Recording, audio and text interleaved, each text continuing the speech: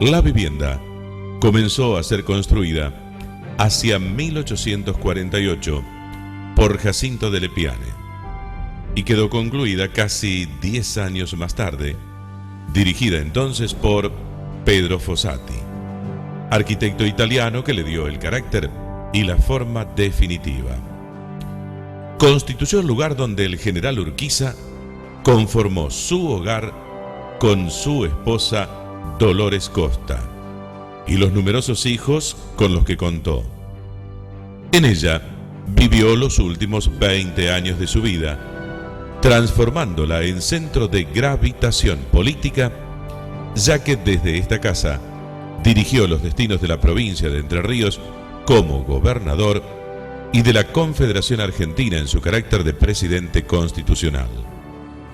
También fue escenario de sus últimos días, ya que en este lugar fue asesinado el 11 de abril de 1870.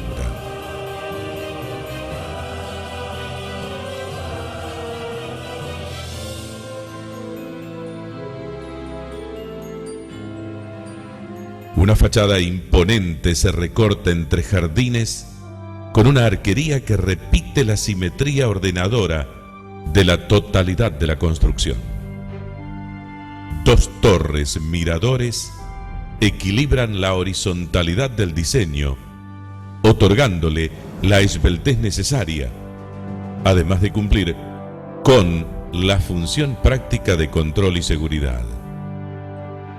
El edificio fue diseñado en torno a dos patios de gran jerarquía, caracterizados por su cuadratura y la presencia de un eje compositivo de fuerte direccionalidad, el que domina la casi totalidad de la construcción. Existen otras series de dependencias: cochera, tahona, panadería, palomares, pulpería, dispuestas estas simétricamente en ambos extremos norte y sur, con excepción de la capilla, ubicada en un costado del acceso secundario. Esta última, inaugurada en 1859 por Monseñor Mariano Marini y dedicada a San José, patrono de la familia. Parques y jardines, con las más variadas especies vegetales, conforman un marco colorido que contrasta con los tupidos montes agrestes que caracterizan la zona.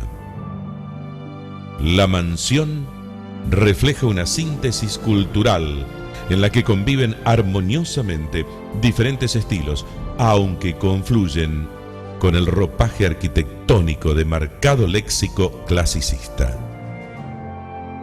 Evidencia la concepción estética de una época, da muestra de la tecnología alcanzada, testimonia un estilo de vida, recursos disponibles, hábitos y costumbres de una familia privilegiada.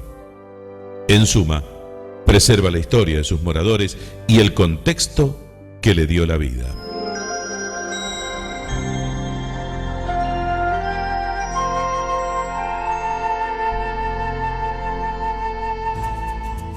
El ambiente está rodeado por una galería perimetral que se abre en arcos hacia el patio central, apoyada en sendas columnas toscanas.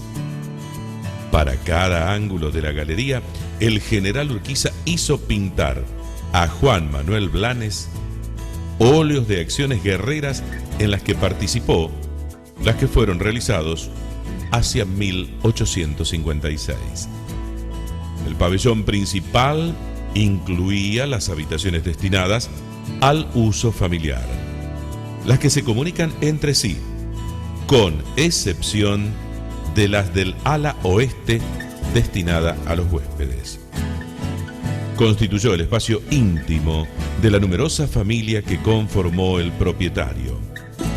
Además, escenario de importantes agasajos ofrecidos a incontables personalidades que visitaron la casa.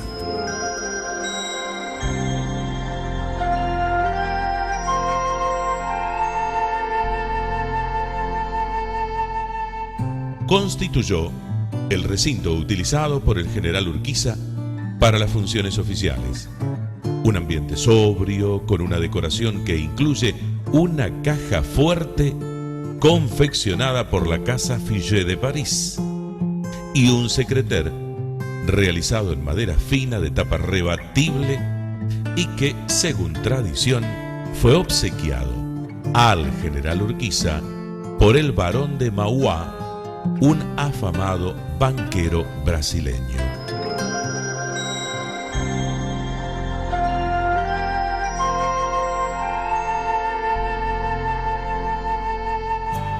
Entre los pasatiempos masculinos preferidos en el siglo XIX se destacan el billar, juego de cartas, ajedrez y backgammon. Cada uno de ellos motivó el diseño de exquisitas y refinadas mesas, las que acapararon una demanda entusiasta, siendo motivo para que los ebanistas mostraran su habilidad y maestría.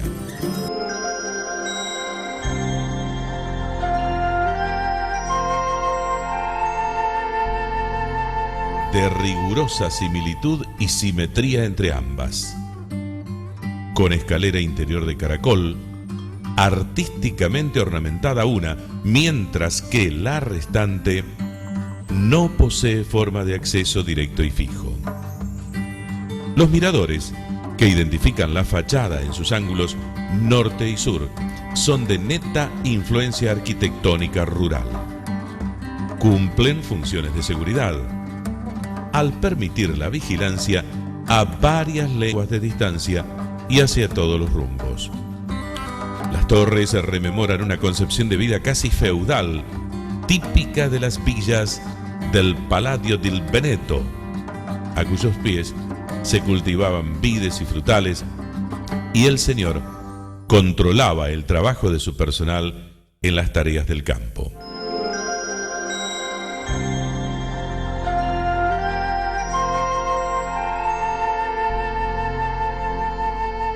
Resaltar valores familiares con hábitos culinarios fue típico de la sociedad del siglo XIX. La tendencia predominante fue la de reunir a la totalidad de la familia a la hora de comer en una sola mesa grande. Esta era generalmente extensible, llegando a tener hasta 10 hojas extras, permitiendo la ubicación de 6 a 8 asientos hasta 20 o 30. Como en toda decoración victoriana, se destacaban pesados cortinados, alfombras ricamente trabajadas y las paredes con colores fuertes y diseños recargados. Según testimonios de la época, el general Urquiza comía en horas más tempranas, lo que le permitía departir con sus invitados con mayor placidez y comodidad.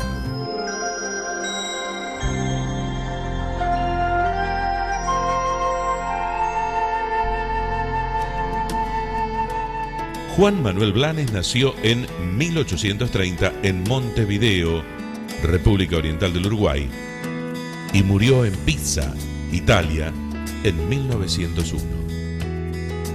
En su estética pictórica se destacan, en la figura del gaucho, las costumbres rurales y descripciones de paisajes de la campiña rioplatense. Se conjugan en sus obras lo heroico y lo patriótico, episodios relevantes de la historia nacional de los países de la región, dan acabadas muestras del genio creativo. Entre las más reconocidas se encuentran Juramento de los 33 Orientales, Ocupación Militar del Río Negro, La Revista de Rancagua, La Batalla de Sarandí, un episodio de Fiebre Amarilla. Comenzó su obra pictórica en su ciudad natal, desde donde se trasladó a Salto, en la República Oriental del Uruguay, y con posterioridad a Concepción del Uruguay, en la provincia de Entre Ríos. En esta última localidad estableció su taller, aunque gran parte de su trabajo lo destinó al general Urquiza, para entonces presidente de la Confederación Argentina. Entre las obras al óleo sobre tela, realizadas para la residencia de San José, se destacan 8 lienzos que representan encuentros militares protagonizados por el ilustre entrerriano. Pago Largo,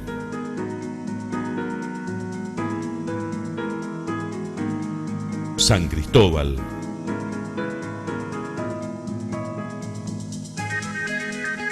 Sauce Grande,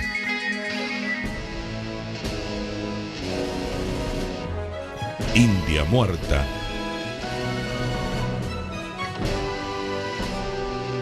Laguna Limpia,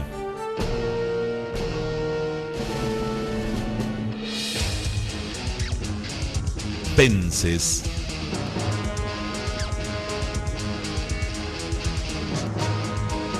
y 2 obras de Caseros. Los óleos fueron destinados a los remates de las galerías del patio principal de la residencia, razón por la que sus proporciones son considerables. 2,50 metros por 80 centímetros. Confeccionados con técnicas rudimentarias y sencillas, tienen el valor de constituir parte de la obra primigenia de uno de los principales pintores rioplatenses del siglo XIX.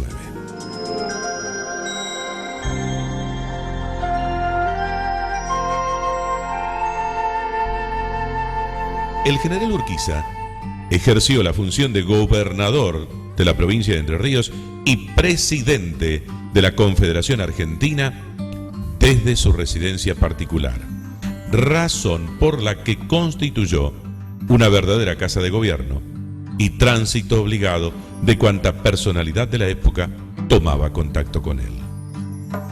Las habitaciones de huéspedes constituían una necesidad en las residencias de esta índole. Un medio rural y aislado obligaba a pernoctar a los visitantes ante las grandes distancias con los centros poblados y a las dificultades y lentitud de los medios de transporte.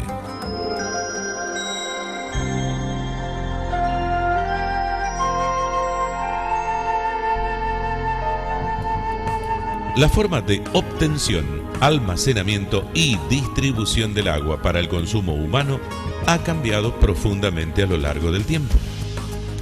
Pozos excavados hasta las napas potables, aljibes con roldana y malacate como aprovechamiento de la energía animal para extraer agua fueron algunos de los mecanismos que permitieron suministrarla. Pero el adelanto por excelencia en el siglo XIX lo constituyó el agua corriente, lo que posibilitó la potabilización, que a su vez generó mejores condiciones de salud en la población. Este fue un fenómeno que se produjo a fines del siglo XIX y principios del siguiente. El Palacio San José, hacia mediados de siglo, contaba con el novedoso sistema de extracción y distribución de agua como pionera en su género. En 1856 se realizaron instalaciones de cañerías para el agua corriente. Sistema colocado en la cocina, la sala de baños y otra habitación.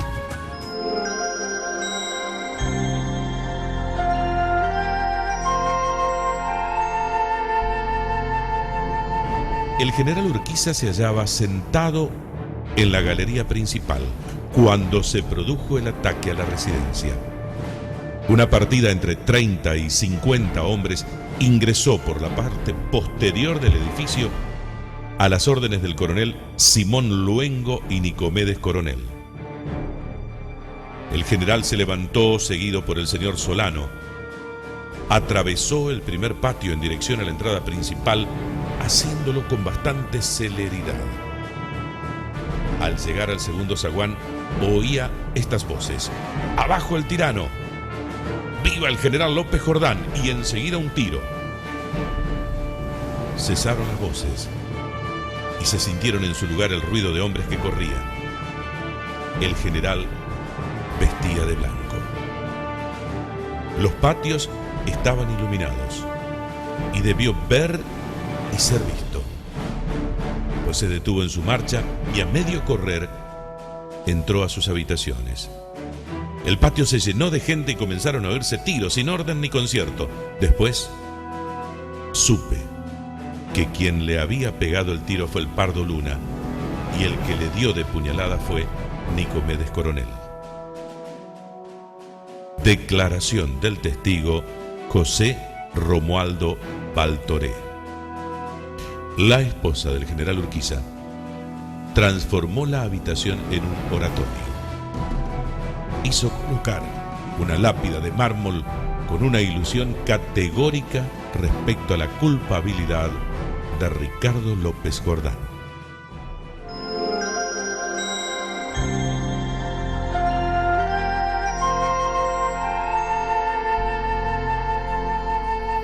Expresión cabal del refinamiento del ambiente los constituyen las lunas importadas de Francia, que dan realce estético al lugar, funcionando además como multiplicadoras de la iluminación nocturna. Juegos de sala tapizados en fuertes colores, canapés, sofás, sillas, sillones, consolas, pesadas y coloridas alfombras, cuadros importantes, espejos, artefactos de iluminación alimentados a gas de carburo, quinqué, lámparas y adornos de distinta índole daban cuenta del gusto victoriano de la época. Elementos ornamentales de porcelana y opalina eran entonces los preferidos en materia de decoración para un lugar destinado a impactar al visitante, simbolizando también el poderío de su propietario. Entre las pinturas que se exhiben en la sala encontramos la de Francisco Artigue, representando al general Urquiza junto a su esposa y los 3 hijos mayores del matrimonio: Dolores, Justa y José Salvador. La figura femenina representa a una de las hijas mayores sentadas al piano, instrumento musical característico de la época e ineludible en la formación de una joven de clase social elevada.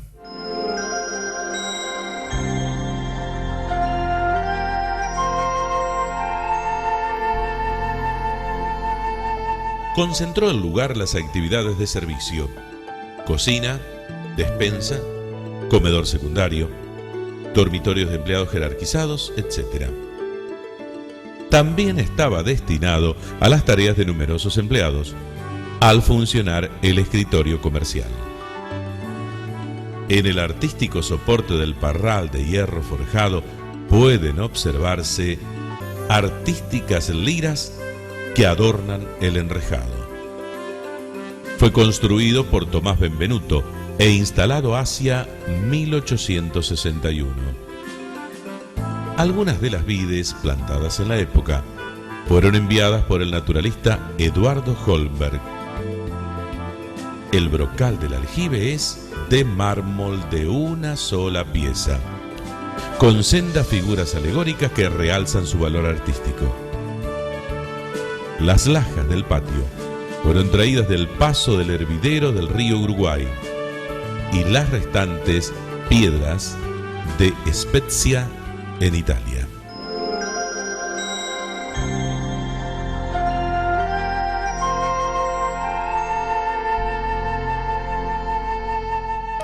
Constituyó uno de los ambientes de mayor actividad de la residencia, destinado a la familia y allegados.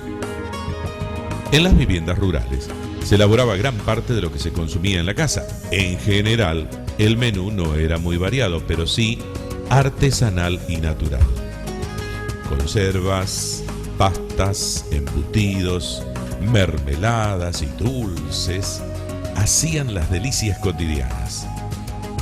Las quintas del lugar proporcionaban los insumos básicos, frescos, naturales y abundantes, debido a la gran variedad de productos que se cultivaban, tanto en hortalizas como frutales. La funcionalidad de la actividad está presente en cada detalle del ambiente. La cocina, de hierro, construida por Tomás Benvenuto en 1864, ocupa el centro, obteniendo el máximo aprovechamiento del espacio y del artefacto al multiplicar la superficie de uso. La forma octogonal y los artísticos detalles en bronce realzan su terminación. Pileta para lavar los utensilios y agua corriente reflejan el máximo de confort de una época en la que la tecnología comenzaba lentamente a cambiar los hábitos cotidianos. Muebles para guardar los objetos culinarios de líneas simples y manifiesta solidez otorgaban practicidad y comodidad, aspectos esenciales para el mundo burgués del siglo XIX.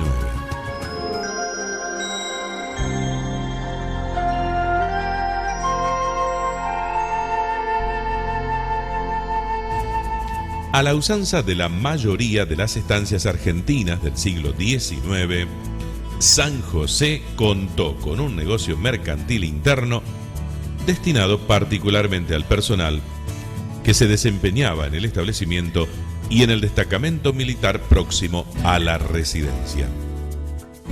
Canalizaba también la administración contable referida a sueldos de personal de otros establecimientos del general Urquiza. Conocido en la zona como la Pulpería de San José, figuraba en la documentación contable de la época como Negocio Mercantil de San José. Almacén de ramos generales en el que se comercializaban diversos comestibles, utensilios domésticos y de uso personal, y como así también artículos destinados a recados para caballos y carruajes. Actuaba como acopiadora de cueros, pieles y cerdas, productos que a su vez comercializaban con posterioridad, al igual que las frutas, verduras, mermeladas y dulces producidos en las quintas del lugar. Comenzó a funcionar en 1856, administrado por Carlos Ugarteche, posteriormente por Araos de la Madrid hasta 1869. La potencialidad económica que representaba el comercio lo demuestra el hecho de que contaba con su propio circulante, en principio vales firmados por el encargado de la administración y el respaldo económico del general Urquiza.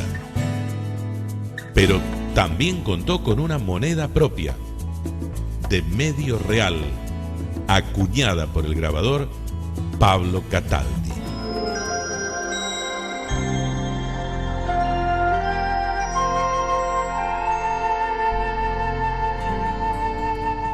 El general Urquiza obtuvo en 1851 una licencia del Vaticano para erigir una capilla pública.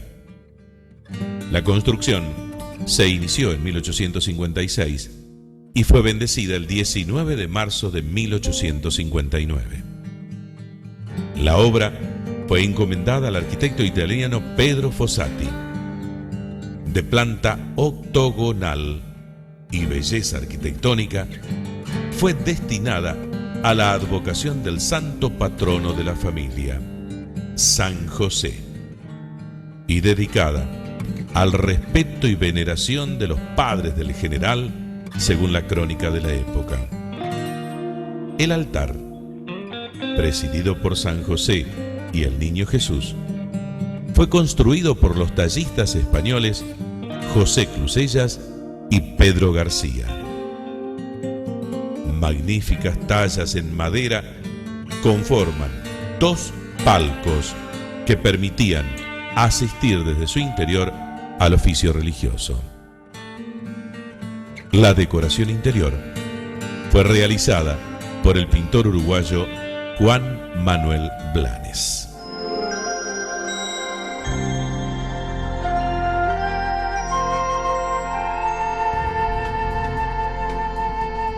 El lago artificial fue la última gran construcción que se realizó en el predio. Con una extensión de 180 metros de largo, por 120 de ancho y 5 de profundidad, era alimentado con el agua impulsada por cañerías subterráneas y bomba accionada por medio de un malacate. Efectuando un recorrido de 2.500 metros desde un cauce natural, la construcción estaba rodeada por un paredón de 80 centímetros de espesor, hoy en ruinas, y una verja de hierro forjado. El general Urquiza hizo construir un barco con máquina a vapor para navegar en este lago, al que denominó San Cipriano. El lugar permitió la realización de importantes recepciones y festejos, y por su carácter novedoso figuraba en general en las crónicas de los que lo conocieron.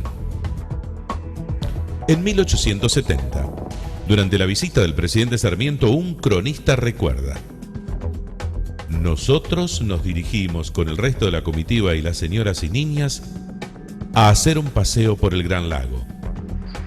Nos embarcamos en la lancha y en el paquebote, cuyos marineros eran nada menos que los comandantes de 4 cañones de distintas naciones y el distinguido coronel de Marina Argentina, Mariano Cordero. Ese paseo fue muy alegre.